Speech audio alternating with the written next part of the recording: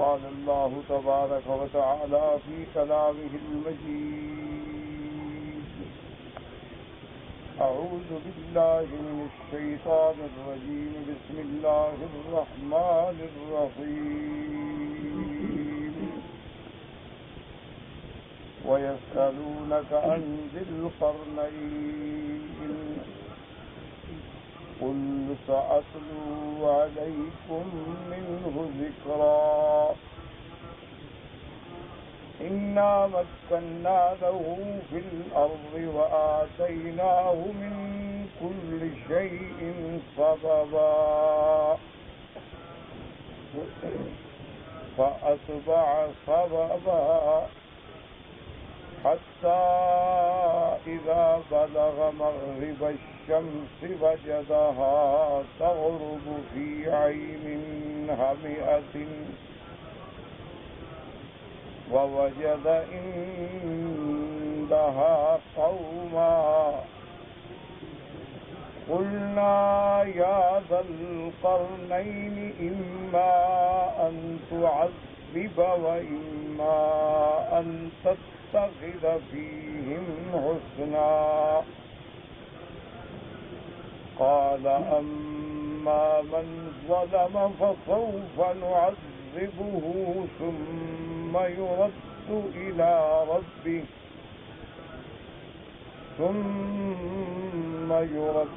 إلى ربه فيعذبه عذابا نكرا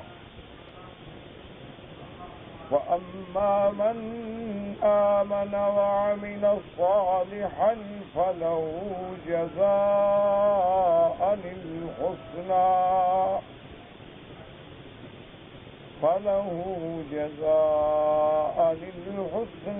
وسنقول له من أمرنا يسرا.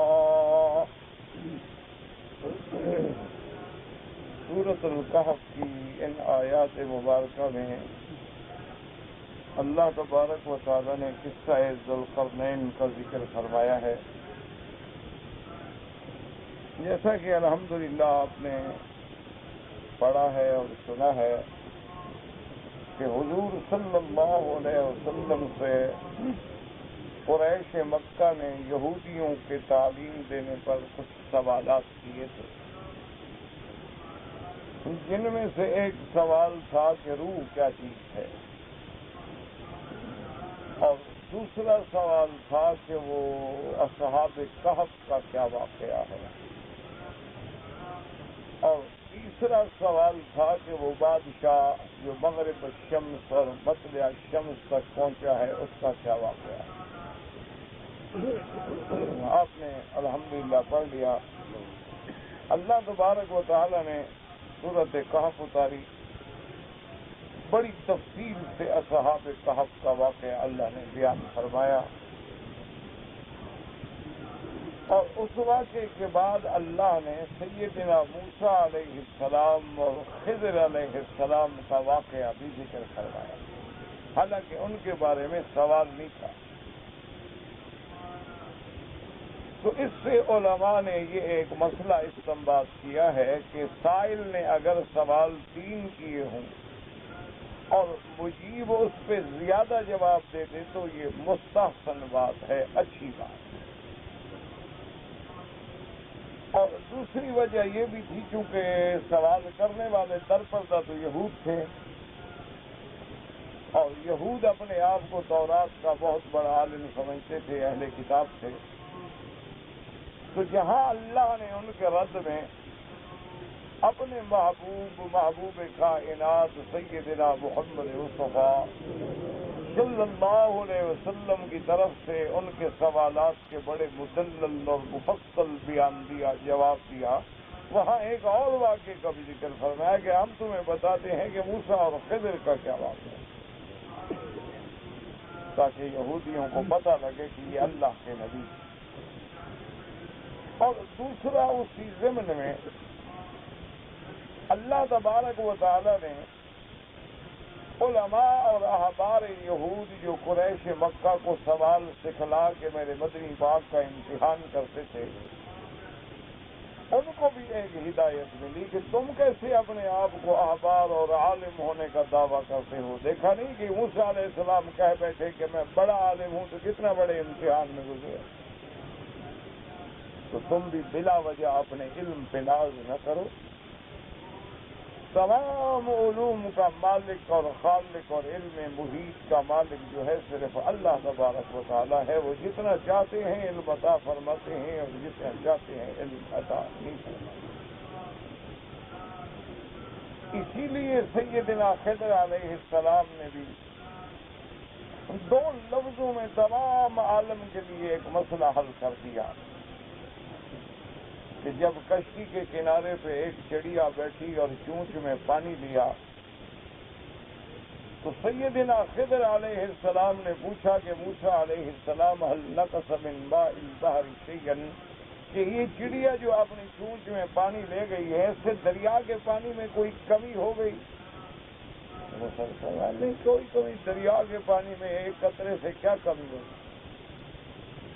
تو سیدنا خضر علیہ السلام نے فرمایا کہ موسیٰ علیہ السلام علمی و علمک و علم الخلائق کلھا، کہ میرا علم اور تیرا علم اور ساری مخلوق کا علم اللہ کے علم سے اتنا کمی بھی نہیں کر سکتا۔ اسی لیے اللہ تبارک و تعالی نے فرمایا تھا کہ وما اوتیتم من العلم الا قلیلا، کہ اللہ نے جو مخلوق کو علم دیا ہے، جو اللہ نے انسانوں کو علم دیا ہے، جو اللہ نے انبیاء اور رسل کو علم دیا ہے، وہ اس کا کوئی آدمی حد و کنار نہیں کر سکتا، لیکن جب اللہ کے علم کے معاملے میں سامنے آئے تو وہ بالکل ایک تھوڑا سا حصہ۔ تو اس لیے ہم نے سیدنا موسیٰ علیہ السلام، سیدنا خضر علیہ السلام کی تفصیل سے واقعہ پڑھا، اور میرے آقا نے رحمت دو عالم نے فرمایا کہ کاش موسیٰ علیہ السلام صبر کرتے تو اللہ تبارک و تعالی اور عجب چیزیں ظاہر فرماتے، لیکن موسیٰ علیہ السلام صبر نہ کرتے۔ اور سیدنا موسیٰ علیہ السلام اور خضر علیہ السلام کے واقعے سے ہمیں یہ بھی سبق ملا کہ علوم جو ہیں وہ دو قسم کے ہوتے ہیں، بعض علوم تشریعی کہلاتے ہیں اور بعض علوم جو ہیں وہ تکوینی کہلاتے ہیں۔ مثلا دن رات کا نظام ہے، آسمانوں کا نظام ہے، چاند تاروں کا نظام ہے، کسی کا مرنا ہے، کسی کا جینا ہے، کسی جگہ کو اللہ نے فنا کرنا ہے، کسی کو آباد کرنا ہے، یہ تکوینی امور ہیں۔ تشریعی امور وہ ہوتے ہیں جو شریعت کے امور ہیں، جن میں اللہ نے فرائض ہیں، اوامر ہیں، نواہی ہیں، عبادات ہیں، معاملات ہیں، مأمورات ہیں، منہیات ہیں، یہ تشریعی علم ہے۔ تو اللہ تبارک و تعالیٰ نے موسیٰ علیہ السلام کو تو شریعت کا علم دیا چونکہ وہ رسول ہیں، پیغمبر ہیں، اور اللہ تبارک و تعالیٰ نے خضر کو تکوینی علوم سے نوازا تھا جن کا موسیٰ علیہ السلام کو علم تھا۔ ان تمام واقعات کے بعد اب اللہ تبارک و تعالیٰ نے ان کے اس آخری سوال کا جواب بھی دیا کہ وہ ذوالقرنین کون تھا، وہ بادشاہ کون تھا جس نے اتنا طویل سفر کیا۔ تو سب سے پہلے تو یہ سمجھیں کہ علماء نے لکھا ہے کہ پوری دنیا میں 4 بادشاہ ایسے گزرے ہیں کہ جن کی بادشاہی کا کوئی مقابلہ نہیں، یعنی گویا اپنے دور میں، اپنے زمانے میں انہوں نے پوری دنیا پہ حکومت کی، اور خدا کی شان دیکھیں کہ ان میں 2 مسلمان ہیں اور 2 کافر ہیں۔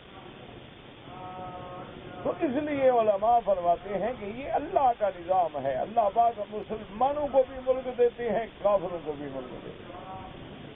اللہ تبارک و تعالیٰ انہیں بھی اقتدار دیتے ہیں اور انہیں بھی اقتدار دیتے ہیں۔ تو 2 مسلمان بادشاہ جو گزرے ہیں جن کی بادشاہی کا کوئی مقابلہ نہیں ہے، ان میں ایک تو حضرت سلیمان علیہ السلام، کہ اللہ نے ان کو ایسا ملک دیا تھا کہ لا ينبغی لأحد من بعدہ، ان کے بعد ایسا ملک اور ایسا اقتدار کسی کو نہیں۔ کہ اللہ تبارک و تعالیٰ نے سیدنا سلیمان علیہ السلام کے لیے ہواؤں کو مسخر کر دیا. اللہ تبارک و تعالیٰ نے سیدنا سلیمان علیہ السلام کی حکومت جو ہے وہ صرف انسانوں پہ نہیں جنات پہ بھی قائم کر دی.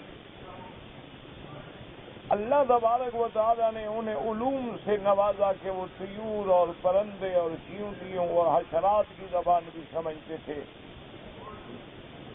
اللہ تبارک و تعالیٰ نے انہیں اپنے زمانے میں ایک ایسا عرش عطا فرمایا، ایسا جہاز عطا فرمایا کہ جو ان کے حکم پر ہوا کو حکم دیتے تو وہ ان کو لے کے اڑتا تھا، اور 1 مہینے کا سفر جو ہے وہ صبح سے لے کر دوپہر تک کر لیتا تھا. نہ کسی پیٹرول کا محتاج تھا، نہ کسی انجن کا محتاج تھا، نہ کسی پائلٹ کا محتاج تھا، نہ کسی رن وے کا محتاج تھا، نہ کسی ایئرپورٹ کا محتاج تھا، نہ کسی سگنل کا محتاج تھا. حضرت سلیمان کے حکم کے ساتھ اڑ پڑا، اتر جاؤ اتر جاؤ. اور حضرت سلیمان علیہ السلام کو اللہ نے وہ اتنی بڑی قوت دی تھی کہ بعض روایات میں آتا ہے کہ وہ تخت اتنا بڑا لمبا تھا کہ اس میں 4000 کرسیاں ڈالی جاتی تھی. یعنی آج تک دنیا ترقی کے معراج پہ پہنچ رہی ہے، لیکن آج تک کوئی 4000 والا جہاز نہیں بنا سکے. حضرت سلیمان علیہ السلام 4000 کے لشکر میں اور اپنے وزراء میں، مشوری میں، جنات میں درمیان میں بیٹھتے اور حکم دیتے. تو اس لیے سب سے بڑی سلطنت اللہ نے سلیمان علیہ السلام. اس کے بعد دوسرا مسلمان بادشاہ جو ہے وہ ذوالقرنین ہے، جس کو اللہ نے پورے ملک پہ حکومت کی. اسی طرح کافروں میں علماء نے لکھا ہے، یہ اس میں کوئی شک نہیں کہ تاریخی باتیں ہیں، اور تاریخی باتیں جو ہیں اس میں رتب و یابس سب ہوتے ہیں، کوئی قطعی فیصلہ آدمی نہیں کر سکتا. وہ کہتے ہیں ان میں بھی 2 گزرے ہیں، ایک سکندر ہے مقدونی اور ایک جو ہے بخت و نصر ہے. یہ کافروں میں 2 بادشاہ گزرے ہیں، اور یہ بخت و نصر وہ ہے جس نے اپنے دور اقتدار میں، جس کا ذکر اللہ نے قرآن میں بھی فرمایا ہے بنو اسرائیل کے بارے میں، فَبَعَثْنَا عَلَيْكُمْ عِبَادًا لَنَا أُولِي بَأْسٍ شَدِيدٍ. اللہ نے فرمایا کہ بنو اسرائیل، جب تم مسجد اقصیٰ میں نافرمانیوں پہ اتر آئے، جب تم نے اللہ کے احکام و حدود کو توڑ ڈالا، جب تم نے اللہ کی نافرمانیوں پہ کمر باندھ لی، تو ہم نے تم پر اپنے بندوں میں سے بڑے سخت بندے بھیجے، اور وہ بخت و نصر تھا. تاریخیں بتلاتی ہیں کہ اس نے مسجد اقصیٰ کے ارد گرد میں ایک دن میں 70,000 یہودیوں کو قتل کیا، 1 لاکھ ان کا قیدی بنایا، اور 1 لاکھ چھکڑے اور گاڑیاں اور اونٹ گاڑیاں اور بیل گاڑیوں پہ تمام خزانہ جو تھا بیت المقدس کا لوٹ کے لے گیا اور بابل کی طرف چلا گیا. تو یہ واقعہ جو ہے وہ تاریخ میں موجود ہے، جس کا کوئی انکار نہیں کر سکتا. اسی طرح سکندر جو ہے مقدونی بھی کہلایا ہے اور یونانی بھی کہلایا ہے. پھر بعد میں بہت سارے بادشاہ گزرے ہیں جنہوں نے اپنے نام کے ساتھ سکندر کا لقب لگا لیا، کیونکہ پہلے دور میں یہ قاعدہ ہوتا تھا کہ بادشاہ اپنے نام کے ساتھ کوئی لقب رکھتے تھے.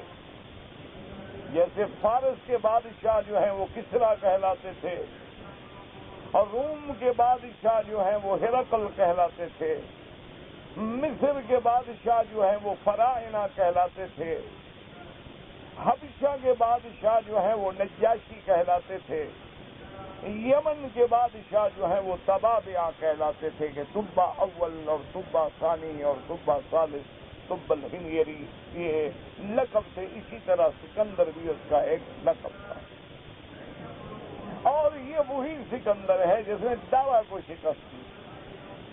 اب ان کے دور میں ادوار میں اختلاف ہے کہ کب تھے. کوئی کہتے ہیں کہ حضرت مسیح علیہ السلام عیسیٰ علیہ السلام سے 300 سال قبل. اور بعض علماء نے یہ بھی لکھا ہے کہ ذوالقرنین جو ہیں ان کا تعلق سیدنا ابراہیم علیہ السلام کے زمانے سے ہے. اور بعض علماء نے یہ بھی لکھا ہے کہ موسیٰ اور خضر کے بعد اللہ نے قرآن میں جو ذوالقرنین کا ذکر فرمایا ہے تو ذوالقرنین تو بادشاہ تھے لیکن وزیر حضرت خضر تھے. بعض علماء نے اس مناسبت سے بھی اس واقعے کو اس کے بعد قرآن نے ذکر فرمایا ہے.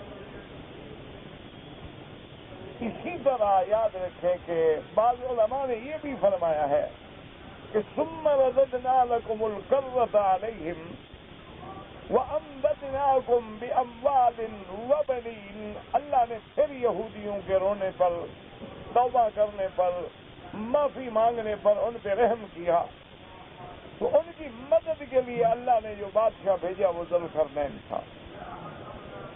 اس نے آ کر بخت و نصر کو شکست دی اور 1,00,000 یہودیوں کو اس کی قید سے چھڑایا، اور وہ جو سارا خزانہ لوٹ کے لے گیا تھا پھر واپس بیت المقدس میں کیا. تو اس لیے یہود جو ہیں ذوالقرنین کو اپنا محسن سمجھتے تھے کہ اس نے تاریخ میں ہم پر احسان کیا ہے، اور اس کا نام ہمیشہ تعلیم و تکریم سے لیتے تھے. اور ان کے سوال کرنے کا مقصد بھی یہی تھا حضور صلی اللہ علیہ وسلم کہ حضور صلی اللہ علیہ وسلم اس ذوالقرنین کے بارے میں کیا فرماتے ہیں. جہاں تک ذوالقرنین کا تعلق ہے اب اس میں بھی اختلاف ہے.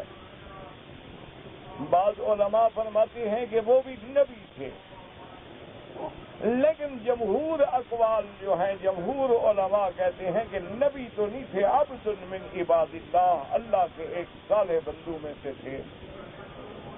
اپنے دور کے عادل اور عدل والے بادشاہ تھے، انصاف کرنے والے بادشاہ تھے، اللہ تبارک و تعالیٰ کے احکام کی تعمیل کرنے والے بادشاہ تھے.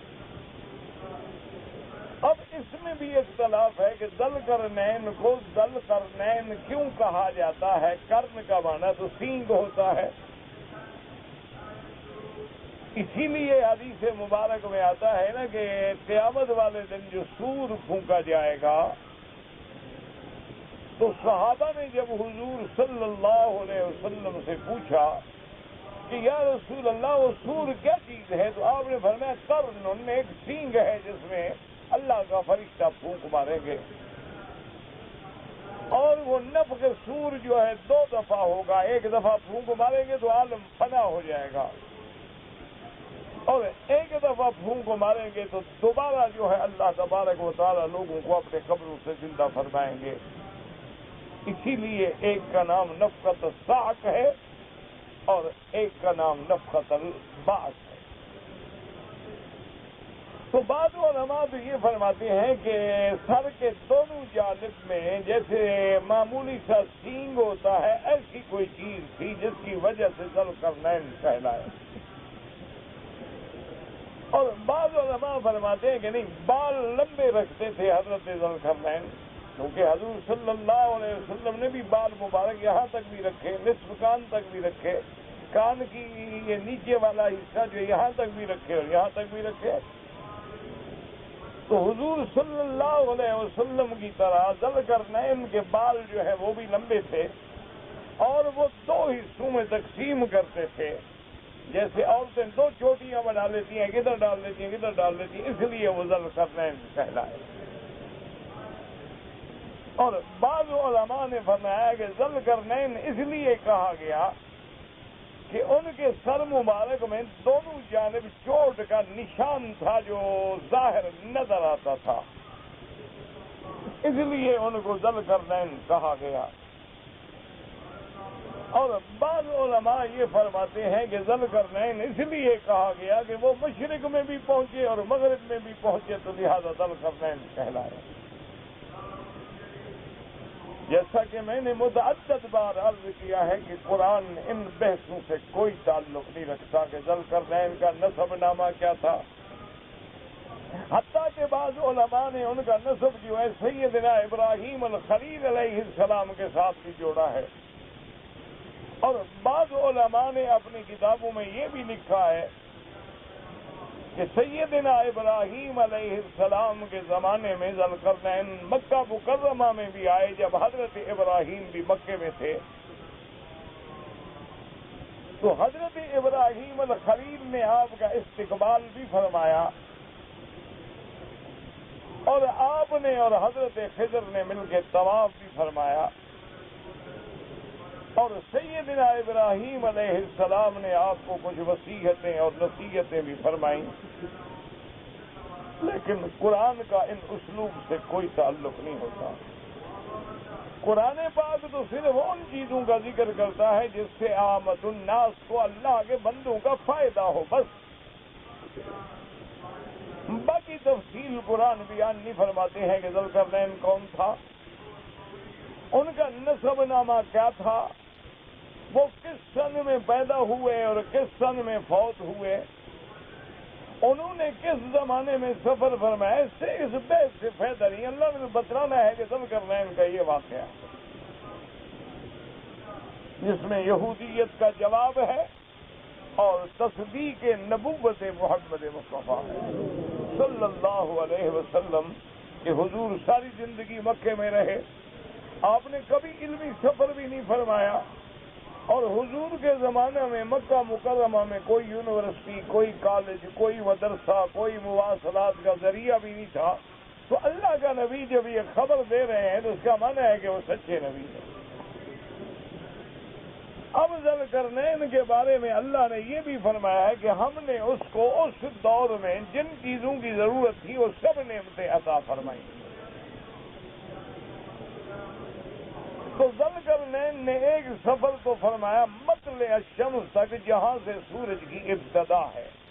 کیا معنی؟ یعنی اس کے بعد آبادی کوئی نہیں۔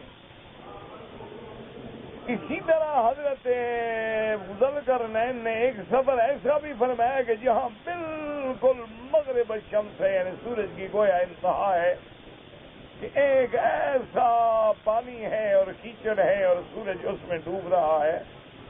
یہ معنی نہیں ہوتا کہ واقعی سورج کیچڑ میں ڈوب جاتا ہے، معنی یہ ہے کہ جب اس کے بعد آبادی نہ ہو تو دیکھنے والے کو ایسے نظر آتا، جیسے آپ نے کبھی بحری جہازوں میں سفر کیا ہو تو تا حد نگاہ سمندر ہوتا ہے، تو معلوم یہ ہوتا ہے کہ سورج سمندر میں ڈوب گیا، اور جب طلوع ہوتا ہے تو معلوم یہ ہوتا ہے کہ سمندر سے طلوع ہو رہا ہے، حالانکہ بالکل غلط ہے، نہ سمندر میں ڈوب رہا ہے نہ طلوع ہو رہا ہے۔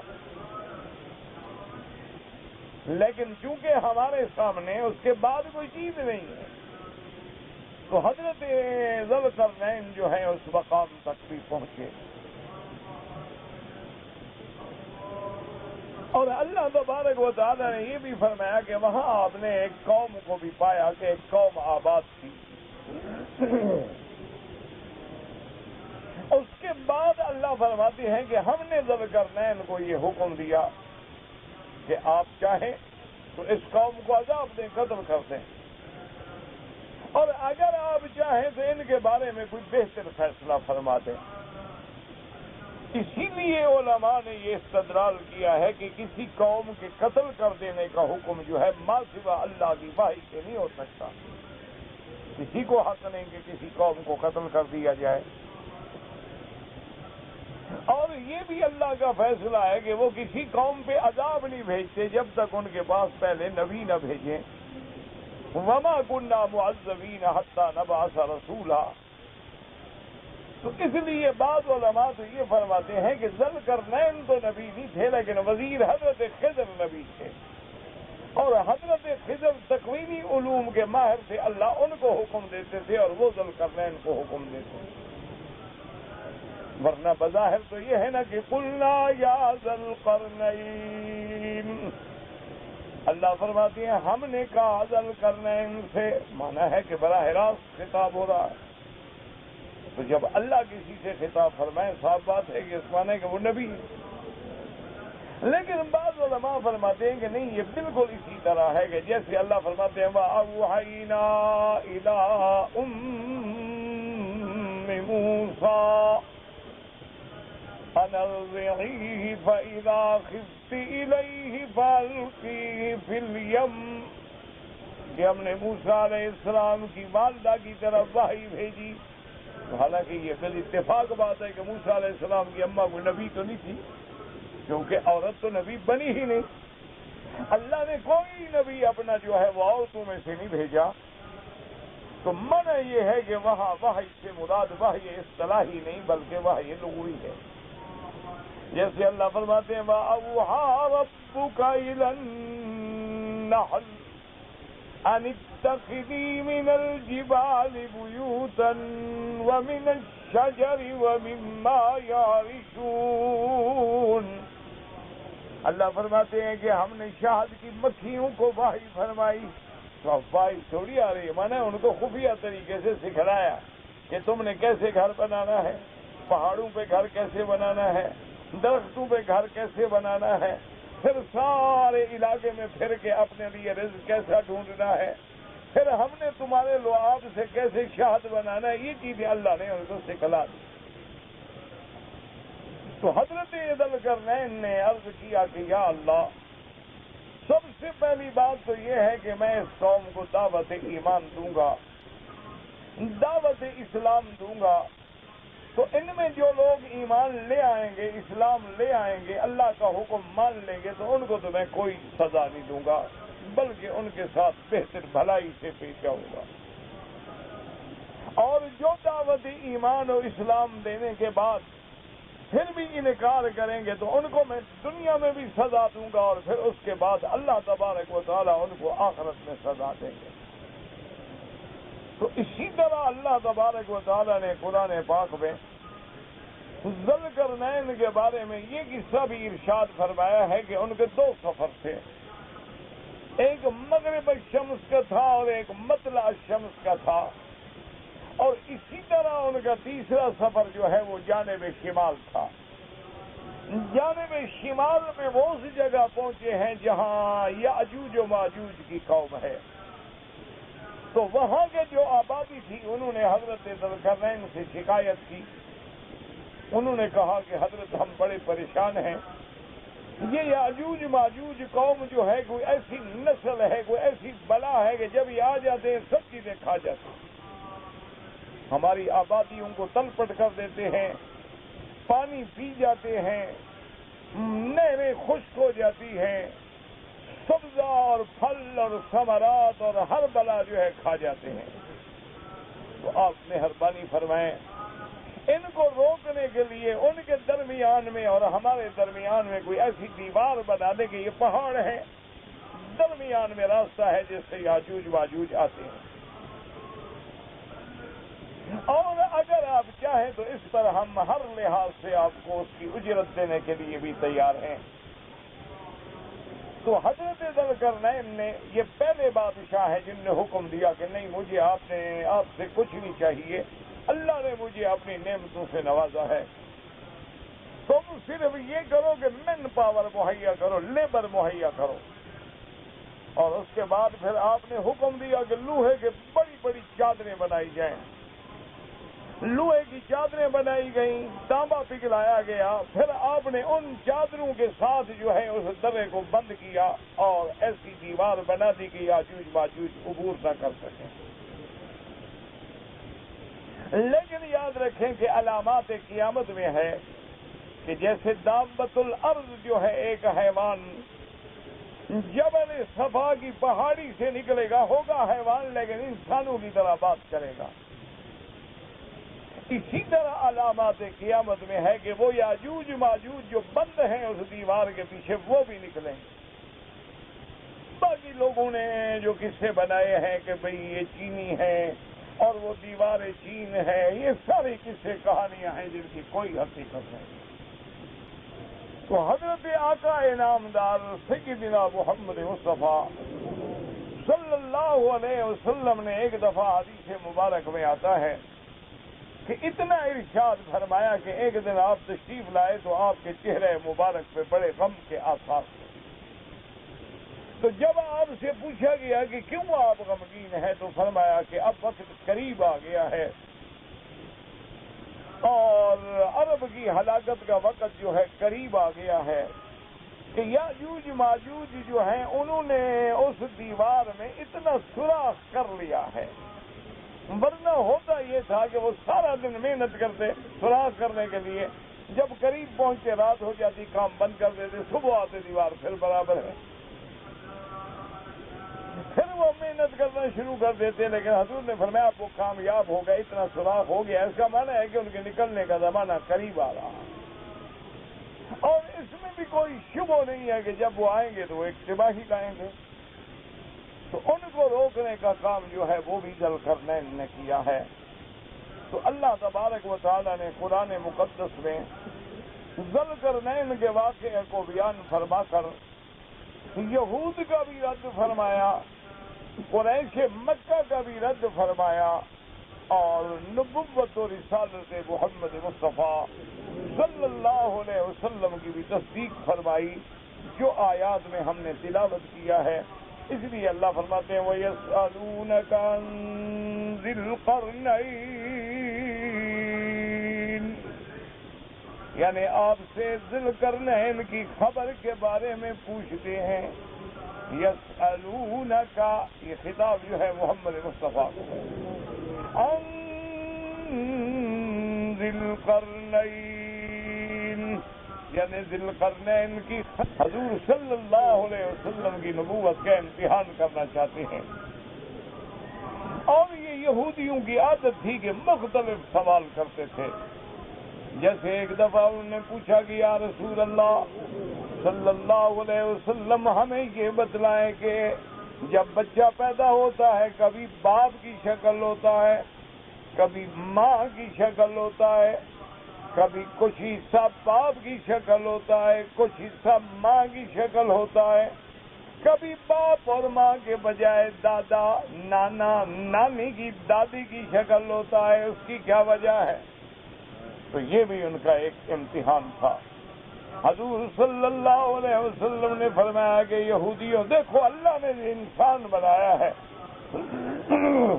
اللہ نے انسان کو نطفے سے پیدا کیا ہے جس میں دو پانی ہے، مرد کا بھی ہے عورت کا بھی ہے۔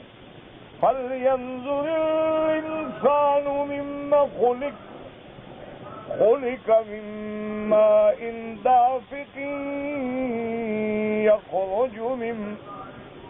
يخرج من بين الصلب والترائب، اللہ نے دو پانیوں سے پیدا کیا ہے۔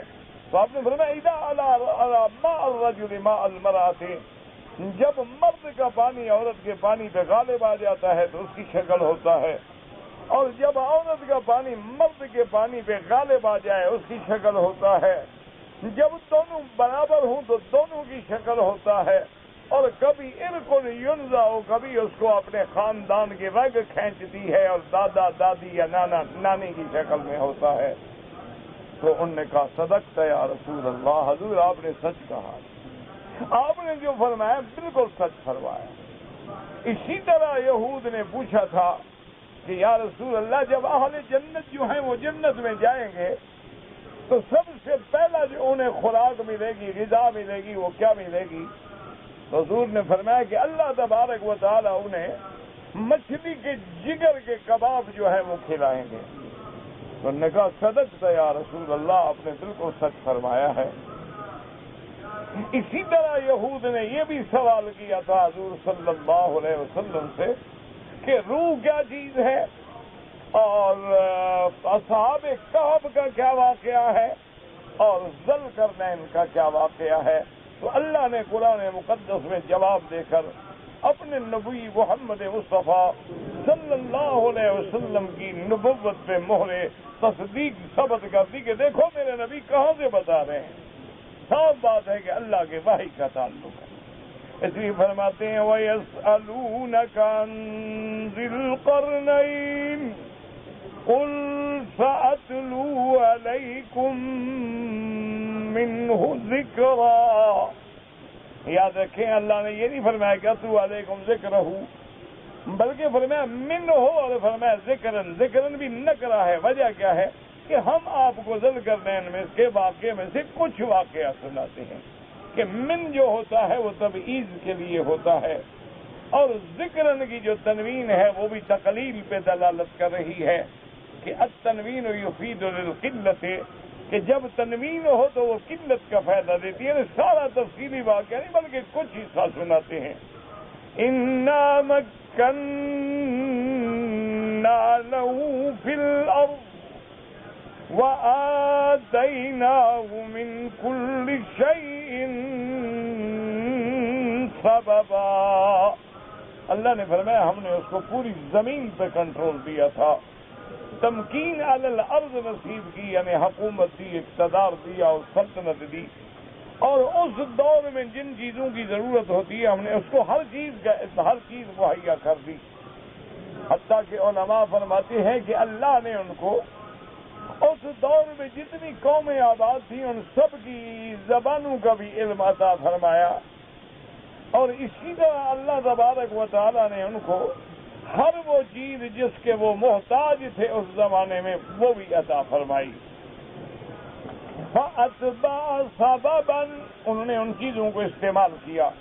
اس لیے علماء فرماتے ہیں کہ اسباب کا فائدہ اٹھانا جو ہے یہ بھی اللہ کا حکم ہے۔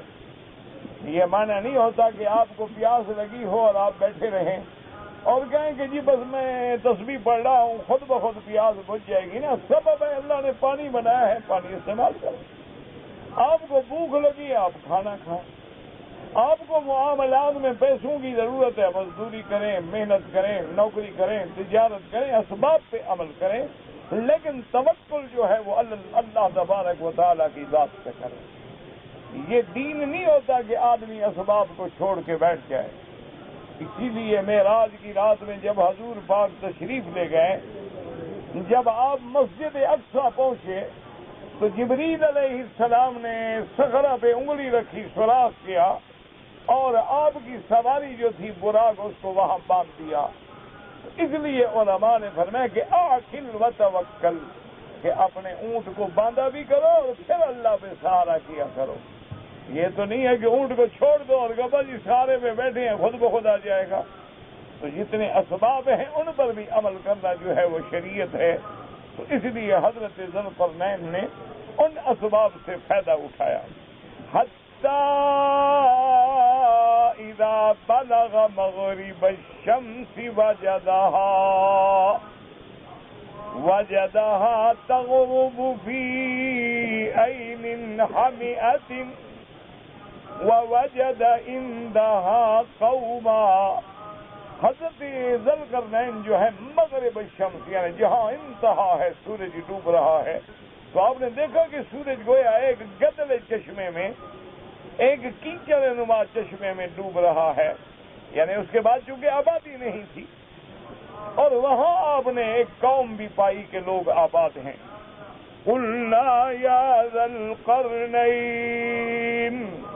اللہ فرماتی ہے کہ ہم نے حکم دیا، اما ان تعذب و اما ان تتخذ فیہم حسنا، کہ آپ چاہیں تو اس قوم کو عذاب دیں، قتل کر دیں، آپ چاہیں تو ان میں کوئی بھلائی فرمائیں۔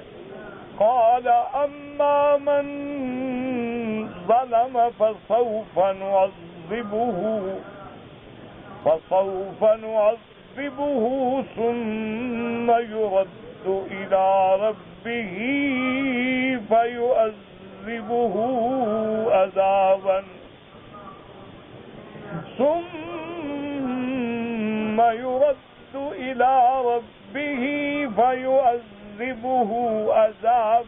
نكرا۔ حضرت ذوالقرنین نے عرض کیا کہ یا اللہ، میں ان کو دعوت اسلام دوں گا، لیکن جس نے اپنے نفس پہ ظلم کیا یعنی کافر ہو گیا، انکار کیا، اللہ کی توحید کو نہ مانا، تو اس کو ہم عذاب دیں گے، اور اس کے بعد پھر وہ اللہ کی طرف جائے گا، اور اصل عذاب جو ہے وہ اللہ تبارک و تعالیٰ اس کو دیں گے جہنم کا۔ وَأَمَّا مَنْ آمَنَ وَعَمِلَ صَالِحًا فَلَهُ جَزَاءً الْحُسْنَى وَسَنَقُولُ لَهُ مِنْ أَمْرِنَا يُسْرًا۔ لیکن جو لوگ ایمان لائے اور عمل اچھا کیا اس کے لیے بدلہ بھی اچھا ہوگا، اور ہم بھی ان کے ساتھ بھلائی کا معاملہ کریں گے۔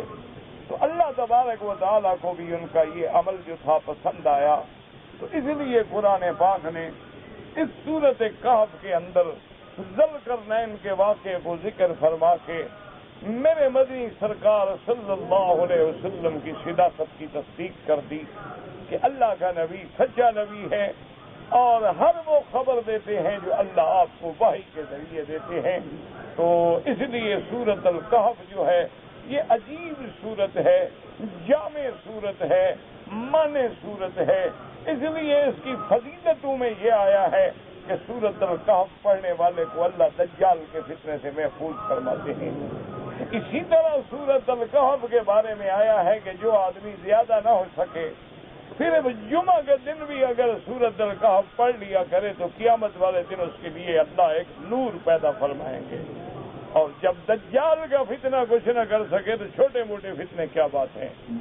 اس لیے بعض علماء نے یہ بھی لکھا ہے کہ جیسے آج کل عالم اسلام پر فتنوں کی یلغار ہے، آج کل عالم اسلام پر مفسدوں کے فساد کی یلغار ہے، تو اس دور میں بھی سورت الکہف پڑھ کے دعا مانگنا کہ یا اللہ عالم اسلام کو، مسلمانوں کو، امت محمد مصطفیٰ صلی اللہ علیہ وسلم کو، بلد الامین کو ہر قسم کے فتنوں سے محفوظ فرما۔ تو اس صورت کے برکات سے اللہ فتنے رفع فرما دیتے ہیں اور اللہ دشمنوں کے حملوں سے محفوظ کر دیتے ہیں۔ واللہ اعلم۔ کہتے جی کہ اگر دو عورتیں شادی شدہ ہیں، دونوں کے خاوند زندہ ہیں، اولاد بھی ہے، دونوں کی جوان ہے، اب ایک آدمی مر گیا، اس کی بیوی نے دوسرے مرد سے شادی کر لی۔ شادی کرنے کے بعد جو ہے وہ عورت اپنے سوکن کے بچوں سے اپنے بچوں کا نکاح کر سکتی ہے یا نہیں؟ دوسرے خاوند سے کوئی اولاد نہیں ہے۔ اب یہ دیکھیں نا دوسرے مرد سے کیا مانا، یعنی اگر اس عورت نے، اس کی بہن مر گئی، اس نے پھر اپنے دیور سے شادی کر لی، پھر تو نکاح نہیں ہو سکتا اس کی اولاد کسی بھی شکل میں۔ لیکن اگر اس نے اس سے شادی نہیں کی، کسی دوسرے سے جا کے شادی کی، تو پھر علماء اس کی اجازت دیتے ہیں۔ لیکن مجھے سوال صحیح سمجھ نہیں آیا، اس لیے بہتر ہے کہ مل کے پوچھ لیں۔ کہتے ہیں جی کہ بعض لوگ جو ہیں 2 ریال لے کر ٹیلی فون پہ بات کراتے ہیں، یہ دھوکہ دیتے ہیں، چوری کرتے ہیں، ان سے تعاون نہیں کرنا چاہیے۔ جو آدمی بھی وقت کے نظام کو توڑتا ہو، حکومت کے قانون کو توڑتا ہو، اولی الامر کے آرڈر کا خلاف کرتا ہو، شریعت منع کرتی ہے۔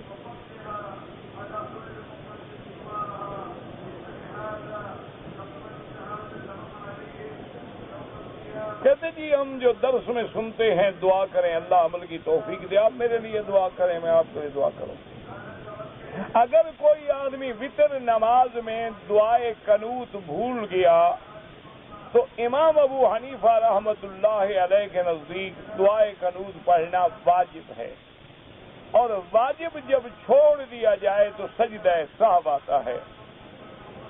باقی امام احمد بن حنبل رحمۃ اللہ علیہ اور امام شافعی رحمۃ اللہ علیہ کے نزدیک سنت ہے، یعنی اگر پڑھ گیا تو پڑھ گیا، بھول گیا تو کوئی بات نہیں، وتر اس کے ہو گئے۔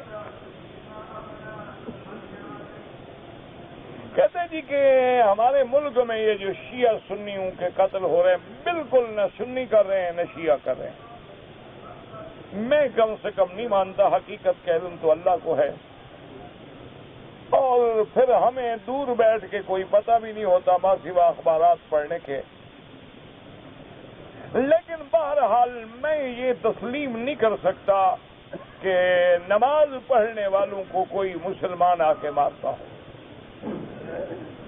لازمی بات ہے کہ اس کے پیچھے یہود اور ہنود کی سازش ہے، اور وہ پھر لڑانا چاہتے ہیں اس انداز میں، ورنہ اس قسم کے واقعات کا ہونا جو ہے وہ ممکن نہیں ہے۔ اور بدقسمتی یہ ہے کہ ان کے ہاتھ میں، یہود و ہنود کے ہاتھ میں کھیلنے والے بھی مسلمان ہیں۔ وہ مسلمانوں کو خریدتے ہیں، لیکن ایک ایسے انداز میں خریدتے ہیں کہ آپ کو پتہ نہیں چلنے دیتے، وہ اتنے چالاک ہوتے ہیں۔ وہ بالکل پس پردے کے پیچھے بیٹھ کے ڈوریاں ہلاتے ہیں، اور ہمارے بے وقوف نوجوان جو ہے بک جاتے ہیں اور فساد کرتے ہیں۔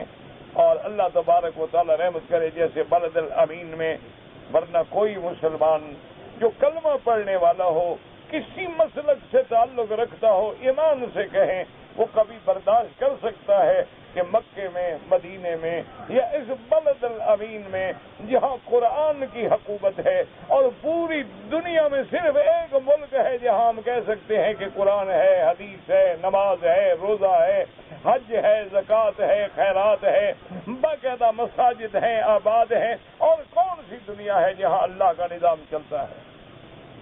اس میں فساد کرنا اور فتنہ کرنا، تو لازمی بات ہے کہ ان کو خریدا جاتا ہے، ان کی برین واشنگ کی جاتی ہے، ان کے دماغوں کو اپنے انداز میں ڈھالا جاتا ہے، اور ان کو اسلام کے خلاف استعمال کیا جاتا ہے۔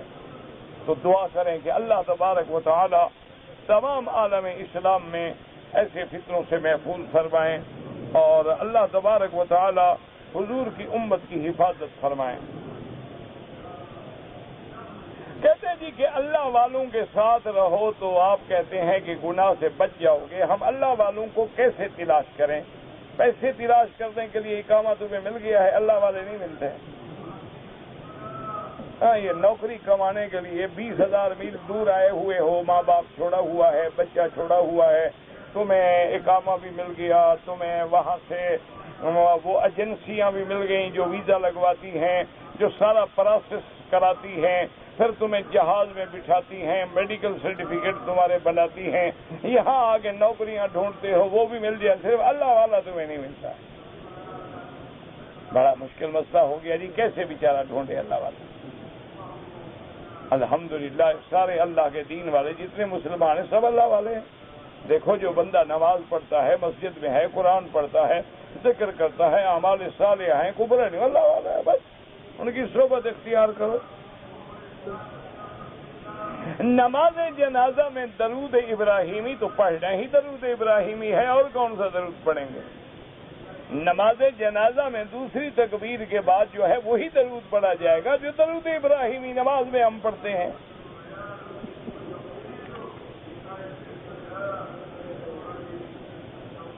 کہتے جی کہ موسیٰ علیہ السلام اور خضر کے زمانے میں موسیٰ علیہ السلام کے ساتھ یوشع تھا، ہاں بالکل تھا، ذکر نہیں کیا، کس نے کہا نہیں کیا؟ اللہ کے قرآن میں وَإِذْ قَالَ مُوسَىٰ لِفَتَاهُ، فتح کا ذکر نہیں ہے قرآن میں؟ لا أبرح حتى أبلغ مجمع البحر کا، اس کے بعد آپ نے آتنا غدانا لقد لقينا من سفرنا هذا نصبا، اس سارے قرآن میں ذکر نہیں آیا اس کا۔ کہتے ہیں جی کہ جمعہ کے خطبہ جو ہے، ہاں بالکل جمہور کا اسی پہ اتفاق ہے کہ اگر عالم چاہتے ہیں کہ بھئی لوگ عربی نہیں سمجھتے تو تقریر پہلے کر لیں، لیکن خطبہ جو ہے وہ عربی زبان میں دیا جائے، چاہے وہ سمجھ آئے یا چاہے سمجھے۔ اب نماز میں جو امام قرآن پڑھتا ہے تمہیں سمجھ آتی ہے، وہ بھی تو تمہیں سمجھ نہیں آتی، نماز نہیں ہو رہی۔ تو اس لیے ہمیشہ یاد رکھیں کہ اگر آپ نے سمجھانا ہے تو آپ پہلے 1 گھنٹے کے بجائے 2 گھنٹے تقریر کر لیں، اور جب خطبے کا وقت آئے تو خطبہ صرف عربی میں ہوگا۔ کہتے جی کہ ہمارے ملک میں جو حنفی حضرات وتر پڑھتے ہیں اس کا جو طریقہ ہے، ہاں بالکل نماز پیمبر آپ لے لیں، اردو میں اگر پڑھنا ہے اس میں وہ ساری حدیثیں موجود ہیں جو حنفی پڑھتے ہیں۔ اگر ایک مسافر ہے، اس کی نماز سفر میں قضا ہو گئی، تو اب جب وہ ادا کرے گا تو اسی طرح قصر ادا کرے گا، یعنی 2 رکعت پڑھے گا، جیسی قضا ہوگی ویسی ادا ہوگی۔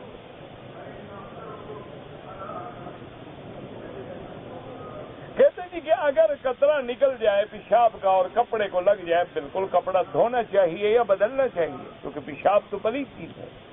اسی لیے حدیث مبارک میں آتا ہے کہ میرے آقا 2 قبروں سے گزرے اور فرمایا انہما لا یعذبان وما يعذبان فی کبیر، یہ دو بندے جو ہیں قبر میں ان کو عذاب ہو رہا ہے، اور فرمایا ایک تو ان میں چغل خوری کرتا تھا اور ایک لا یستتر من البول، پیشاب سے نہیں بچتا تھا، تو لہذا پیشاب کے قطروں سے فوراً اس انڈرویئر کو دھو ڈالیں، یا اگر بیماری ہے دو رکھ لیں، نماز کے لیے بدل لیا۔ کہتے جی کہ اگر ایک آدمی نے اپنے ماں باپ کو ناراض کر کے شادی کر لی، لڑکی کے ماں باپ کو اس بات کا علم ہے کہ لڑکے کے ماں باپ راضی نہیں، لیکن وہ شادی کر دیتے ہیں، شادی تو ہو جائے گی کیونکہ لڑکا عاقل بالغ ہے اور لڑکی کے والدین راضی ہے، ولی الامر، لیکن ایسا نہیں کرنا چاہیے، اپنے والدین کو ناراض نہ کریں۔ اب اگر کر بیٹھے ہو تو ہر حال میں انہیں راضی کرنے کی کوشش کرو۔ ناف کے نیچے 2 انچ بال چھوڑ دیے جائیں، کیوں آپ نے ان کو کوئی محفوظ رکھ کے کوئی فائدہ اٹھانا ہے؟ نہیں، کوئی مقصد ہے، کوئی بتائے نا کہ کیا کام آئیں گے، کھانے کے کام آئیں گے، پینے کے کام آئیں گے، اس سے کوئی دوائی بنانی ہے آپ نے۔ اللہ رسول کا حکم تو صفائی کا ہے، باقی تم سردار بننا چاہتے ہو تو بن جاؤ۔ سکھ، سردار سے مراد سکھ ہے۔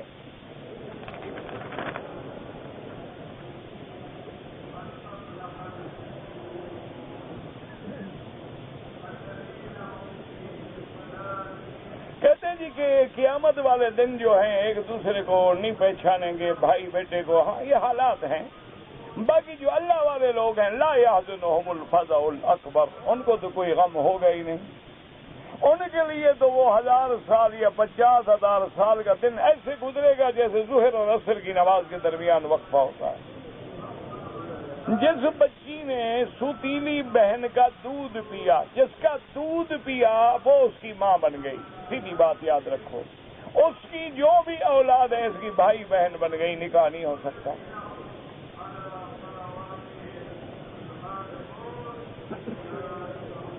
کہتے جی کہ ہمارے ملک میں رواج ہے کہ جب بندہ مر جاتا ہے تو گول دائرے میں قرآن پھراتے ہیں، یہ بدعت ہے خالص۔ داڑھی منڈانا جو ہے گناہ کبیرہ ہے، بالکل، پہلی دفعہ صغیرہ ہے، لیکن جب دوبارہ منڈائے گا کبیرہ ہو گیا، کیونکہ یہ قاعدہ ہے کہ اصرار علی الصغیرہ جو ہے وہ کبیرہ ہو جاتا ہے۔ لہذا علماء متفق علیہ فتویٰ ہے کہ تمام ائمہ کا کہ داڑھی منڈانے والا فاسق ہے۔ کہتے جی کہ امام حرم اور عام مسجد کے امام میں فرق ہے، ہاں بالکل فرق ہے۔ ایک چھوٹی سی مسجد کا امام ہو اور ایک اللہ کے گھر کا امام ہو تو اللہ نے عزت زیادہ دی ہے۔ کہتے ہیں جی کہ ہم مزدوری کرتے ہیں، نوکری کرتے ہیں، اس سے بھی زکوٰۃ ہے، اگر بچے تو زکوٰۃ دو، نہ بچے تو کوئی زکوٰۃ نہ دو۔ بات تو یہ ہے کہ سال کے بعد سارا خرچہ نکال کے اگر رقم بچتی ہے اور وہ 7.25 تولے سونے کے برابر ہو جاتی ہے پھر زکوٰۃ دینی ہوگی، ورنہ نہیں۔ اگر کوئی نظر نیاز مانے اللہ کے نام پہ ہے تو مانے، ورنہ جو بتوں کے نام پہ یا قبروں کے نام پہ وہ تو شرک ہے۔ نکاح کے وکیل جس کو نکاح کرانے کا اختیار دیا جائے تو وہ نکاح کرا سکتا ہے، پھر وہ خود نکاح کر لے، اچھا وکیل بنایا نا، تمہارے بجائے اپنا کر لیا، بہرحال نکاح تو اس کا بھی ہو جائے گا۔ کہتے جی کہ فجر نماز پڑھ کے کوئی آدمی سو جائے کوئی حرج نہیں، عصر کی نماز پڑھ کے سو جائے کوئی حرج نہیں، لیکن شرط یہ ہے کہ مغرب میں اٹھے اس کی نماز ضائع نہ ہو۔ ورنہ یہ جو لوگوں نے بنایا ہوا ہے نا کہ فجر کے بعد سو گے تو رزق میں برکت نہیں ہوتی، یہ نہیں ہوتا۔ حالات ایک آدمی کی ساری رات ڈیوٹی ہے، صبح کو نہیں سوئے گا تو کیا کرے گا؟ وہ تو اگر نہ سوئے تو جو رزق مل رہا ہے وہ بھی بند ہو جائے گا، وہ تو اگلے نوکری سے نکال دیں گے۔ یہ لوگوں کے قصے ہیں۔ منع یہ ہوتا ہے کہ اللہ نے رات سونے کے لیے بنائی ہے، رات کو آرام کریں، اور دن کمانے کے لیے اللہ نے بنایا ہے، دن میں مزدوری کریں۔ لیکن حالات ہیں ایک آدمی کی نائٹ ڈیوٹی ہے تو ساری رات وہ جاگے گا، سارا دن آرام کرے گا، کوئی منع نہیں۔ نے بیوی سے کہا ہے کہ جب تم مرو گی تو میں غسل دوں گا، اگر عورتیں نہ ہوں، عورتیں ہوں تو یہ کوئی وعدہ نہیں، جو شریعت کے خلاف ہو وہ کیا وعدہ ہے بھائی؟ تم زندگی میں جتنے دفعہ چاہو غسل دے دو اس کو تاکہ حسرت مٹ جائے تمہاری. نہیں بیوی ہے نا تمہاری, تم غسل کراؤ اس کو آرام سے. مرنے کے بعد کیا ضروری ہے؟ جب سانس ہی نہیں ہوگا تو کیا فائدہ؟ کس نے دیکھا؟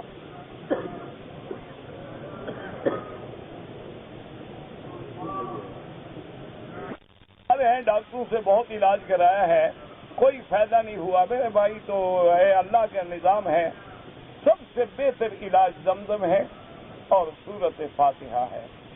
یقین کے ساتھ زمزم بھی پلاؤ, سورت فاتحہ پڑھ کے دم بھی کرو, وہ خود بھی پڑھ کے دم کرے اور پیے. یقین کامل کے ساتھ اللہ کو منظور ہے تو اللہ شفا عطا فرمائیں گے. دیکھو کبھی بیماری میں حکمت ہے, کبھی شفا میں حکمت ہے. بندے کو ہر حال میں راضی رہنا چاہیے.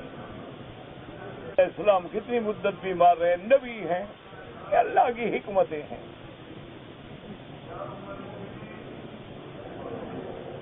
اگر ایک آدمی عمرے پہ آیا رہ گیا اور حج کیا, حج تو ہو جائے گا, لیکن نظام کو نہ توڑا کریں, نہ اپنے ملک کو بدنام کریں اور نہ دوسروں کی پریشانی کا باعث بنے. قبر پہ قرآن پڑھنا جو ہے وہ بدعت ہے. آنکھوں سے مجھے نظر کم آتا ہے, زمزم پیئیں, زمزم چہرے پہ ڈالیں, اللہ سے دعا کریں. شافعی کے مسلک میں ہے کہ اگر آدمی کا مس المرأہ یعنی عورت کو ہاتھ لگ گیا, بیوی کو لگ گیا, وضو ٹوٹ جاتا ہے, دوبارہ کرنا پڑے گا. لیکن باقی ائمہ کے نزدیک نہیں ہے, چونکہ ایک حدیث میں آتا ہے کہ بی بی عائشہ فرماتی ہیں قبل بعد نسائہ, حضور کے بعد حضور نے بیوی کو بوسہ دیا لیکن وضو نہیں کیا.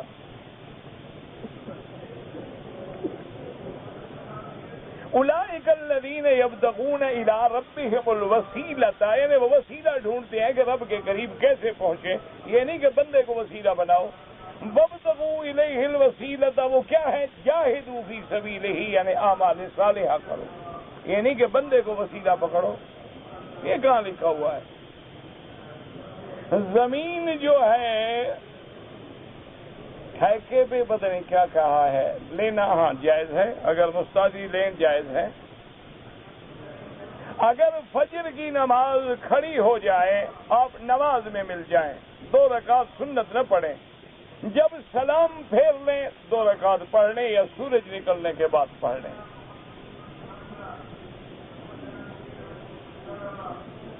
کہتے ہیں جی کہ بعض حضرات جو ہیں سفر میں ظہر اور عصر کو ملا کے پڑھتے ہیں. ہاں امام احمد ابن حنبل رحمۃ اللہ علیہ, امام شافعی رحمۃ اللہ علیہ کے نزدیک جمع بین الظہر والعصر, کہ ظہر پڑھ کے عصر بھی پڑھ لو, مغرب پڑھ کے عشاء بھی پڑھ لو. امام ابو حنیفہ رحمۃ اللہ علیہ فرماتے ہیں کہ اللہ نے قرآن میں فرمایا کہ نماز کے اوقات معین ہے, تعیین اشتراک کو قبول نہیں کرتی. وہ فرماتے ہیں کہ ظہر جو ہے آخری وقت میں پڑھیں اور عصر اول وقت میں پڑھیں تو نمازیں جمع بھی ہو جائیں گی, پڑھو گے بھی اپنے اپنے وقت میں. مغرب آخر وقت میں پڑھ لو اور عشاء کو اول وقت میں پڑھ لو.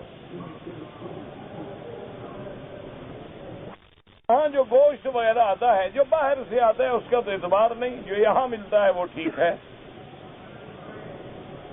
کہتے ہیں جی کہ کسی کو جادو ہو جائے تو اس کا کیا علاج ہے؟ سورۃ البقرہ پڑھیں, آیت الکرسی پڑھیں, اور آخری صورتیں جو ہیں معوذتین اس کی تلاوت کریں.